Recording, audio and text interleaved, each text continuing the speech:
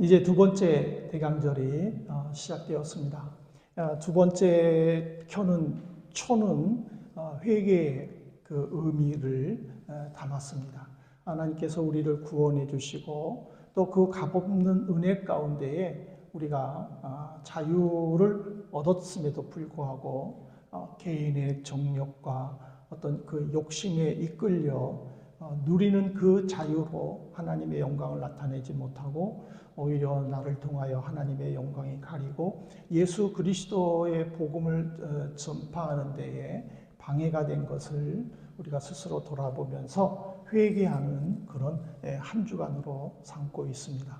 모쪼록 이 한 주간이 어떤 연말의 그 들뜬 분위기 속에서 우리 스스로를 돌아보지 못하는 그런 헛된 시간이 아니라 진심으로 다시 한번 나를 돌아보고 또 하나님의 은혜를 묵상하면서 보내는 그런 한 주간이 되기를 정말 바랍니다.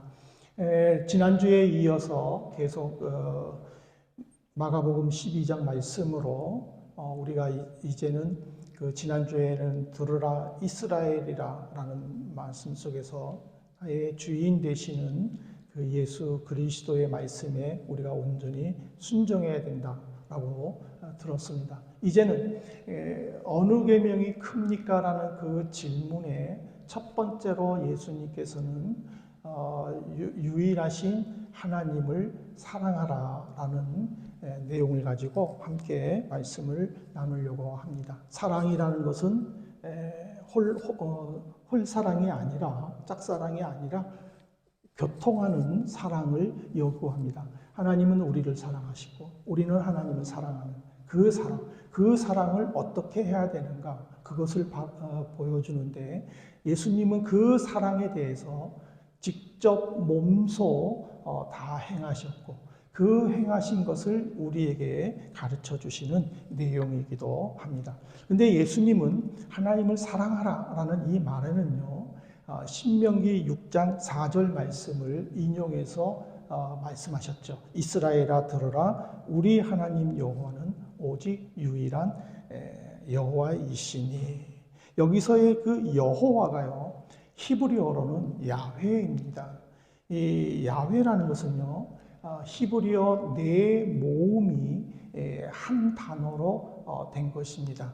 즉 요드, 헤이, 와우, 헤이. 그러니까는 이게 무슨 말이냐면요 대한민국의 초성이라고 생각하면 돼요. 디귿, 히읗, 미음, 기읒.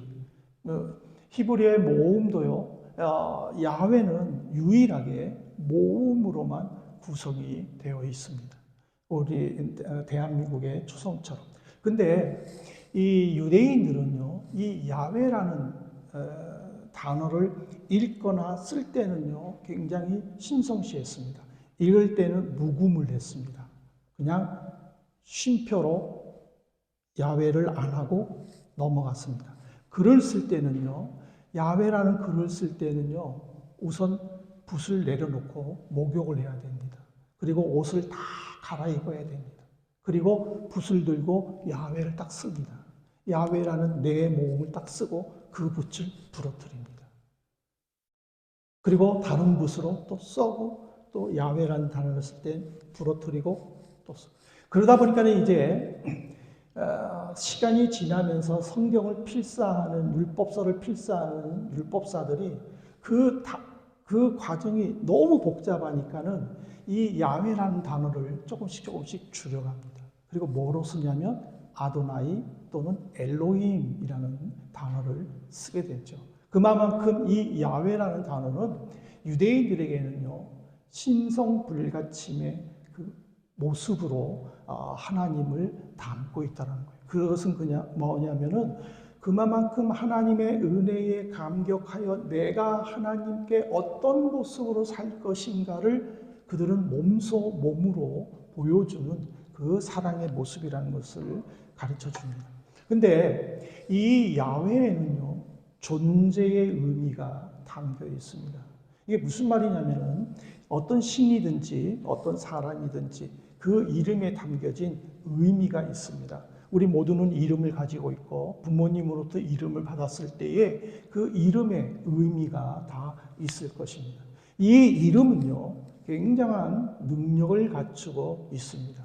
그 이름을 믿는 사람은 바로 그 이름으로 인한 자기의 능력을 나타내는 거예요. 하나님께서는요, 나는 스스로 있다 라고 선포하셨죠. 나는 스스로 있다 라고 말했을 때는요, 어느 누구도 나와 견줄 대상이 없다라는 것을 의미하는 거예요. 그리고 어느 누구라도 나를 알고 나를 이용하면 나와 같은 능력을 발휘할 것이다 라는 뜻을 가지고 있어요. 보세요. 예를 들면요, 모세를 보세요. 모세는 여호와의 이름을 의지했지 않습니까? 의지함으로 인하여 무슨 기적을 나타냈습니까? 홍해강을 열었어요. 이스라엘 백성들을 육지처럼 건너가게 했어요. 모세가 기도했을 때에 이스라엘 백성들에게 필요한 음식을 주셨어요. 모세가 기도했을 때에 반석에서 물이 흘렀어요. 모세가 기도할 때에 이스라엘 백성들이 원수들을 물리쳤어요. 모세는 여호와의 이름의 능력을 알았고 그 능력을 강구했을 때에 하나님은 그 기도를 응답해 주셨다라는 거예요. 다윗 보세요. 솔로몬이 다윗을 죽이기 위해 사울이 다윗을 죽이기 위해 얼마나 쫓아다닙니까? 그러나 하나님은 그때그때마다 사울을 막아주셨어요. 그렇게 죽이고 싶었던 다윗은 살아 왕이 되고 사울은 살고 싶었지만은 결국에는 전사하고 말았다라는 거예요. 구약 시대의 수많은 믿음의 조상들은 여호와의 이름을 의지함으로 하나님의 견줄 수 없는 그 능력들을 나타냈고 그리고 그것을 체험했다라는 거예요. 신약 시대에도 다를 바는 아니에요. 예수 그리스도는요, 무엇을 행할 때마다 늘 성부 하나님께 감사했어요. 오병이의 기적을 나타낼 때도 하나님께 감사하며 기도했을 때에 모인 남자만 5,000명을 먹이고도 12강주리를 남기는 기적을 베풀었어요. 죽은 자를 살리거나 병든 자를 살리거나 앉은 배기를 고치거나 늘 예수님은 성부 하나님께 감사 기도했어요. 그것을 제자들은 배웠어요. 제자들이 성령 강림 사건 이후에 복음을 전파했었을 때 그들은 예수의 이름으로 기적을 베풀었어요. 하지만 그 예수의 이름에는 하나님의 이름이 담겨 있어요. 왜? 성부 하나님과 성자 예수님의 관계를 그들은 알았기 때문에 예수님의 이름은 곧 여호와 하나님의 이름이라는 그 믿음의 고백으로 기적을 베풀었다라는 사실이죠. 이제 성령 시대를 사는 우리도 바로 이 여호와의 이름에 삶의 목적을 둬야 되는 거예요. 많은 사람들은요, 삶의 수단으로 신을 믿습니다. 가나안의 속속에 살았던 많은 민족들, 블레셋이나 모압이나 암몬이나 여러 민족들은요, 다 자기들의 신이 있습니다. 바알 신이 있고, 아세라 신이 있고, 밀곰 신이 있고, 엘 신이 있고. 근데 이들의 신들은요, 늘 그들의 전쟁에서 승리하게 해줘요. 그들에게 풍요를 주고, 그들에게 먹을 것을 주고, 그래서 늘 성공의 수단으로 사용한 거예요. 그러다 보니까 그들은요, 자기가 믿는 신을 화나게 해서는 안 돼요. 그 신들을 잘 믿어야 된다는 거예요. 그럴 때에 복 받는다라는 것을 알고 있는 거예요. 이거는 목적이 아니라 수단이라는 거예요. 근데 하나님은 이스라엘 백성들에게 목적으로 하나님을 섬길 것을 가르쳐 주신 거예요. 그렇기 때문에 하나님께서는 이스라엘 백성들을 사용하여 블레셋을 물리치는 거고 이스라엘 백성들과 함께 동행하심으로 모압과 암몬을 물리친 거예요. 이거는 뭐냐면 이스라엘 백성들이 가나안 백성들처럼 삶의 수단으로 여호와를 의지하지 않은 것이 아니라 삶의 목적으로, 즉 오직 여호와의 영광을 위한 목적으로 섬기도록 가르쳐 주신 거예요. 그러니까는요, 이거 한번 보세요. 홈리와 비나스가 율법을 무시하면서 성전에서 죄를 범하잖아요. 근데 그들이 블레셋과 싸우려고 하는데 블레셋이 너무 강력하니까 어떤 제안을 합니까? 야, 하나님이 우리와 함께 한다고 하는 그 법궤를 이 전쟁터에 가지고 오자. 그러면 우리가 이길 수 있겠구나. 그리고는 실로에 모셔던 그 법궤를 가져왔잖아요. 근데 전쟁의 결과는 어떻게 됐어요? 홈리와 비나스는 그 자리에서 죽었어요. 법궤는 빼앗겼어요. 하나님은 침묵하셨어요. 이게 왜 그런 거예요? 내 모습을 보지 않고 오직 신을 내 삶의 수단으로 이용했었을 때는 하나님은 침묵하신다라는 거예요. 근데 내 모습을 바라보면서 하나님을 사랑하는 삶의 목적으로 하나님의 영광을 나타내기 위해 애쓸 때에는 하나님은 침묵하지 않는다라는 거예요. 오히려 우상들보다 몇 배나 더한 강력한 힘과 능력을 가르쳐 주신다라는 사실. 그러므로 우리는 하나님의 존재를 통하여 내가 하나님을 믿는 목적이 무엇인가를 깊이 우리는 묵상해 봐야 돼요. 수단이 아니에요. 수단은 이따가 말하겠지만은요, 수단에는요, 하나님이 요구하는 사랑이 담겨 있지 않아요. 그래서 이 목적에 대해서요, 하나님은 예수님을 통해서 우리의 진심을 어떻게 이야기했느냐면은 마가복음 12장 30절에 보면은 내 마음을 다하고 목숨을 다하고 뜻을 다하고 힘을 다하여 주 너희 하나님을 사랑하라 하실 것이요. 예수님은 이 신명기 6장 5절의 말씀을 인용하여 마음을 다하고 목숨을 다하고 뜻을 다하고 힘을 다하여 사랑하라 라고 했어요. 여기에 중요한 단어는요, 사랑이에요. 이 사랑이라는 것은요, 다른 민족과 족속이 믿는 신들과 다른 그런 구별됨을 나타내는 거예요. 다시 말해서 아까 방금 말한 것처럼 우상을 섬기는 사람들은요, 그 신은요, 사랑이 없어요. 사람들은 내가 믿는 신이 분노하지 않도록 해야 돼요. 말을 잘 들어야 돼요. 행동을 조심하게 해야 돼요.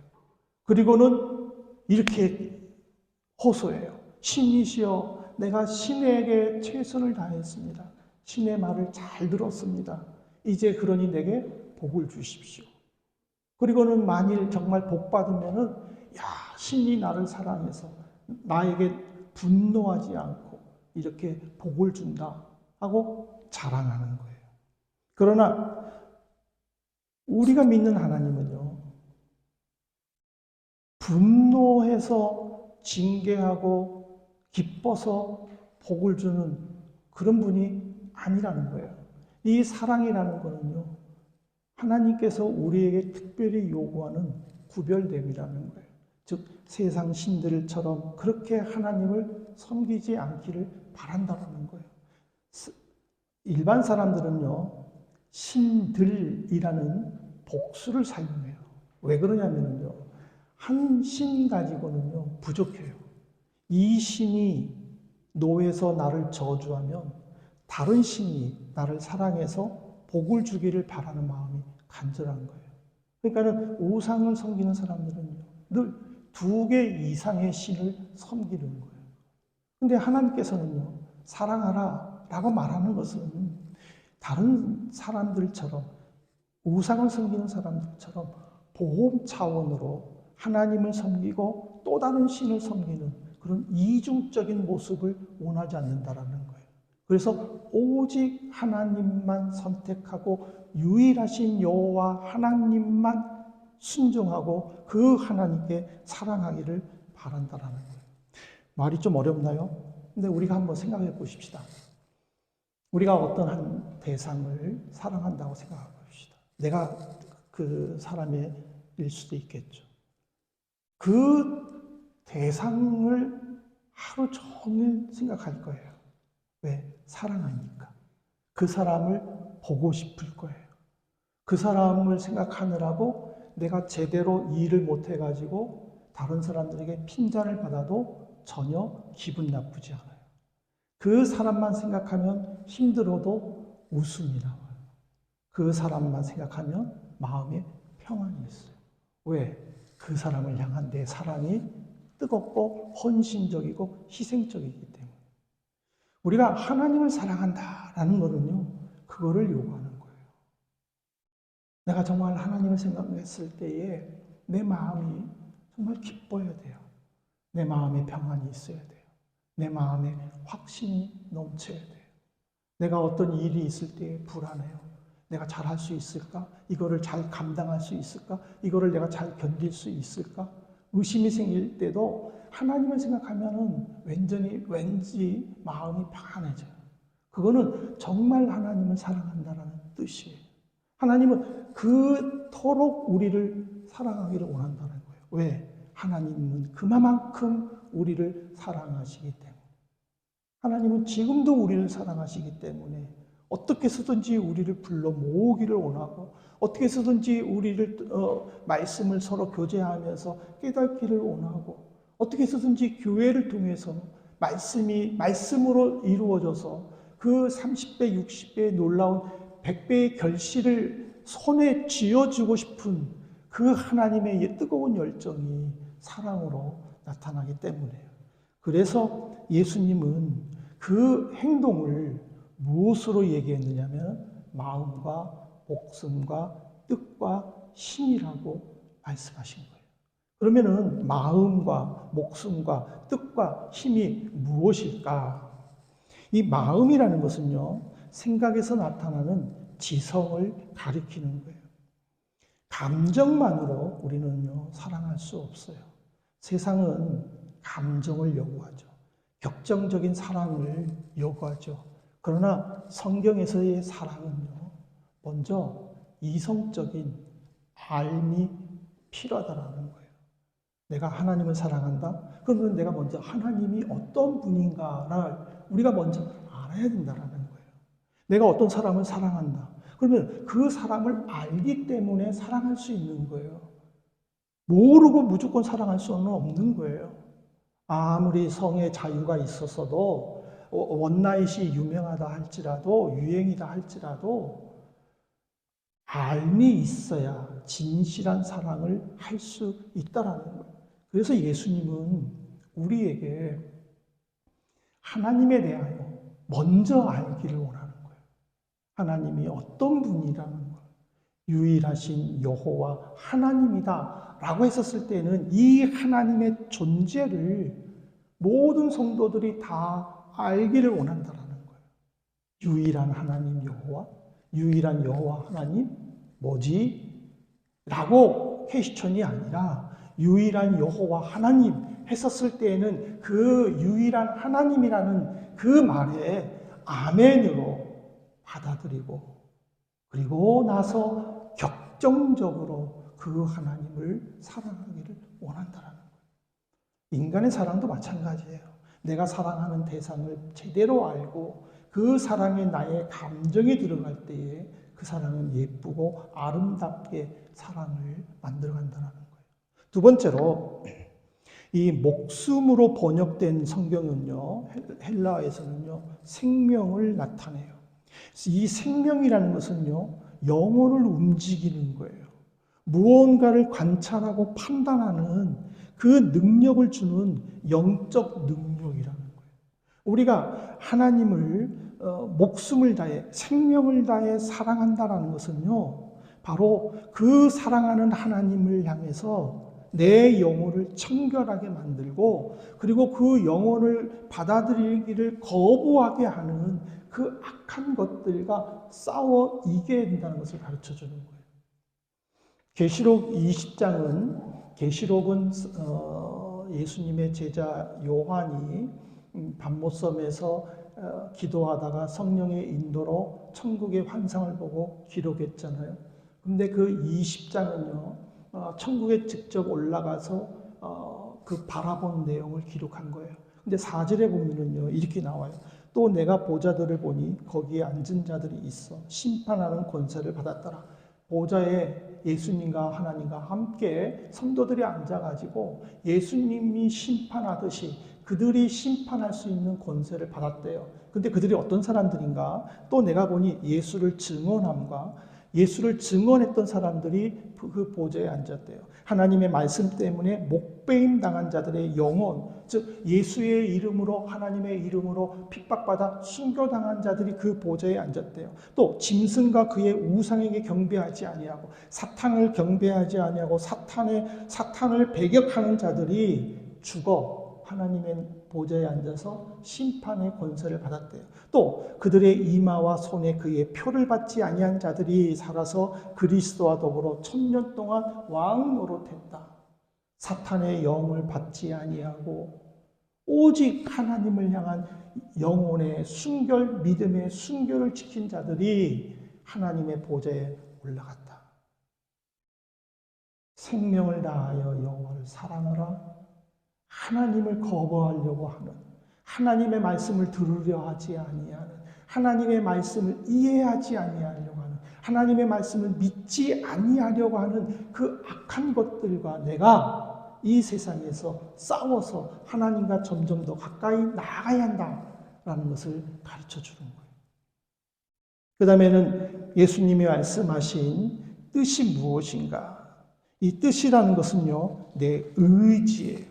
감정에도요, 의지가 있어야 돼요. 행동에도 의지가 있어야 돼요. 하나님을 향한 내가 말씀을 배우겠다라고 하는, 은혜를 산모하겠다라고 하는, 하나님의 은혜를 내가 받겠다고 하는 그 의지가 있을 때에 하나님은 선물을 주시는 거예요. 제가 어떤 분하고 통화를 하다가 갑자기 이렇게 해요. 이 목사, 필요한 거 뭐야? 내가 보내줄게. 근데 없어. 그냥 너가 한번 놀러 와. 내가 그렇게 얘기했어요. 그랬더니 너는 그렇게 받고 싶은 마음이 없냐 하고 지적을 하더라고요. 네. 받으려고 하는 의지가 있으면은요, 내가 보내줄게. 뭐 보내줄까? 그러면은 야, 아이패드 하나 보내줘. 이렇게 말하면 되잖아요. 이건 의지예요. 의지. 하나님은 선물을 주려고 하는데 받는 사람이 의지가 없으면은요, 하나님은 그 선물을 주고 싶어도 못 주는 거예요. 그 선물은요, 받고 싶은 또 다른 사람에게 그 선물이 간다라는 거예요. 뜻을 다하여 하나님을 사랑하라는 것은요, 의지예요. 하나님, 내게 하나님을 보여주십시오. 하나님, 내게 하나님을 깨닫게 해주십시오. 내게 하나님의 은혜를 받을 수 있게 해주십시오라는 그 의지가 내 안에서 나와야 된다라는 거예요. 마지막으로는요, 우리는 힘을 다해 하나님을 사랑해야 돼요. 이 힘이 히브리어로는요, 매우라는 의미가, 형용사적인 의미가 담겨 있어요.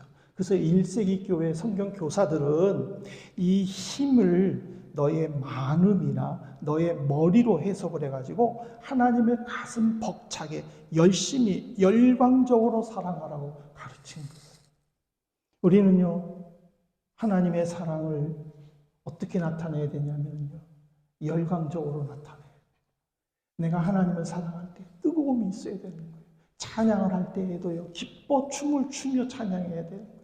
다윗이 하나님을 향하여 열광적으로 사랑하니까 어떻게 됐어요? 법궤가 들어왔을 때는요, 너무 기뻐가지고, 너무 감사해가지고, 뛰어놀며 춤을 추다가 바지가 벗겨졌지 않았어요.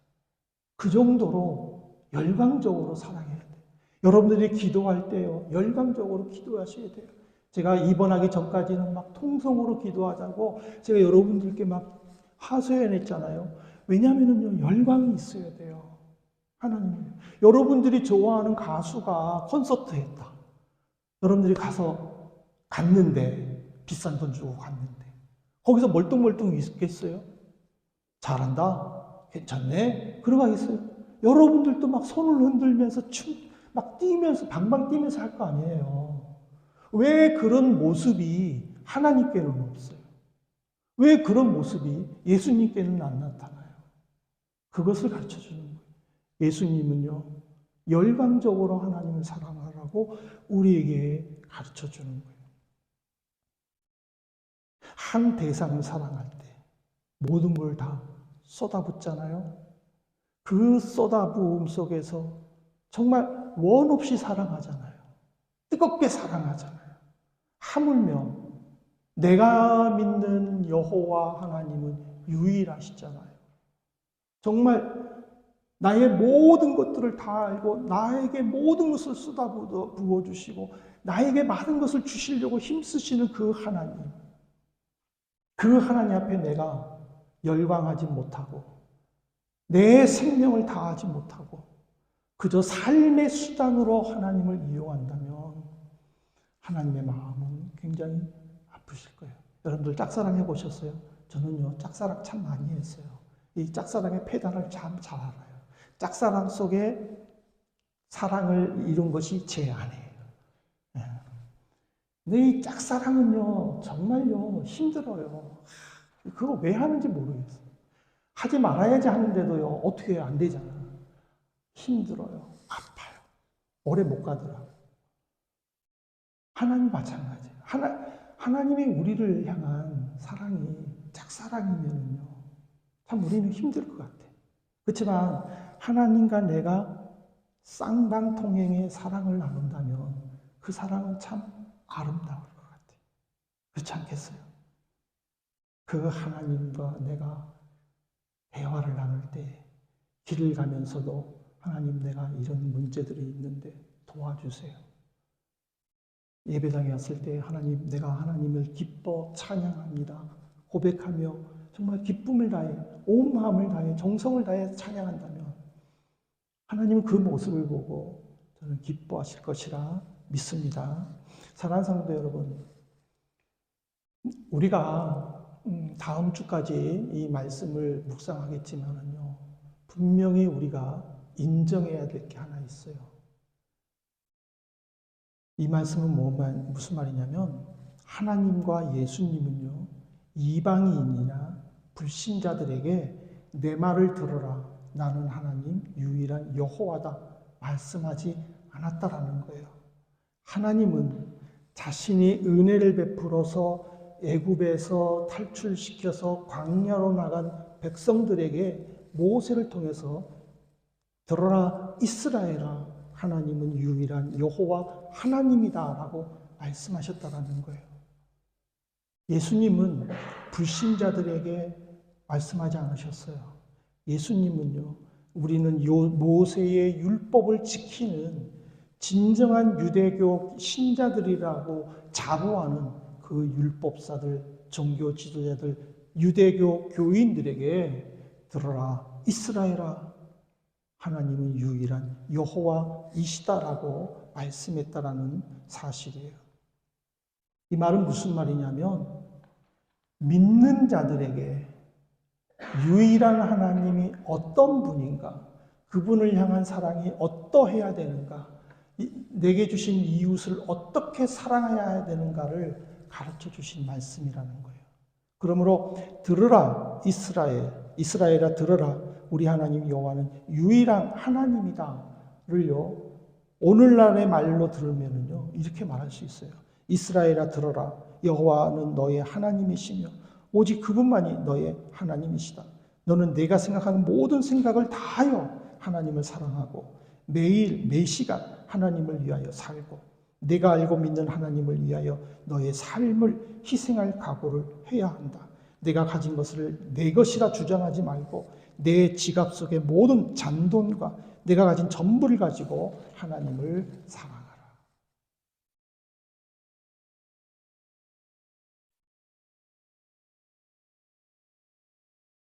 우리는 하나님의 말씀을 내 주인으로 삼아야 될 줄로 생각합니다.